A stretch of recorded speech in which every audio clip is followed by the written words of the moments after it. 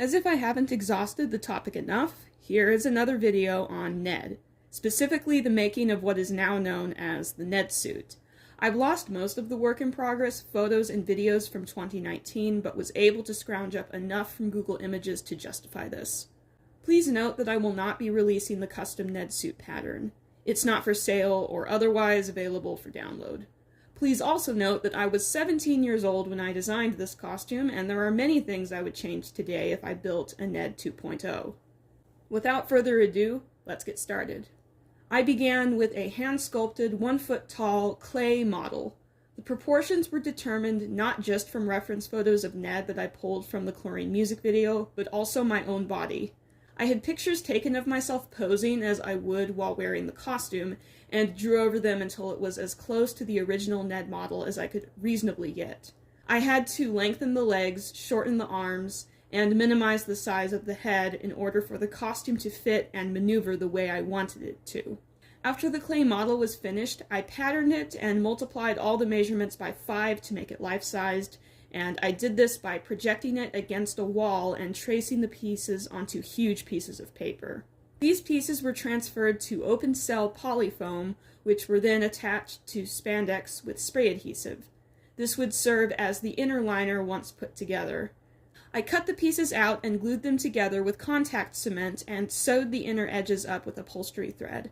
The feet I carved out of massive blocks of open cell polyfoam with little hollows for canvas shoes attached to closed cell EVA foam as the insole and rubber as the tread. I also installed the zipper and plastic claws ahead of time and lined all exposed edges with anti-pill fleece.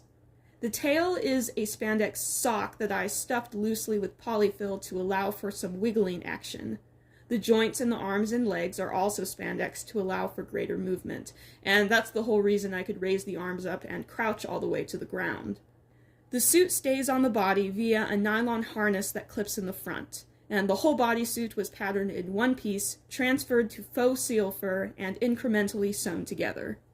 The mask was lined in a similar way and sits on the head with a bicycle helmet attached to the interior, and vision is through the eyes, which are plastic ceiling lighting globes backed with black anti-fog headlight tinting and mesh. Ventilation is through the mouth and ear vents. Speaking of the ears, the ear hair is very special. It is a National Fiber Technology offcut from Hairy Man's Closet. National Fiber Technology is the same manufacturer that made the fur for the original Chewbacca costume.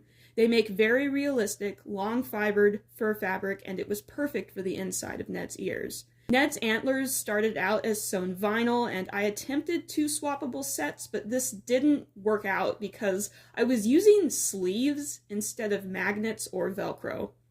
In 2020, I swapped the vinyl nubs out with hand-sculpted and painted thermoplastic horns. And that's the finished Ned suit. Because it was my first time building something this large, it took me a little over a year when you add in the modifications. The Ned Lives project is to this day my favorite costume process, and if I was asked to do it again, I would.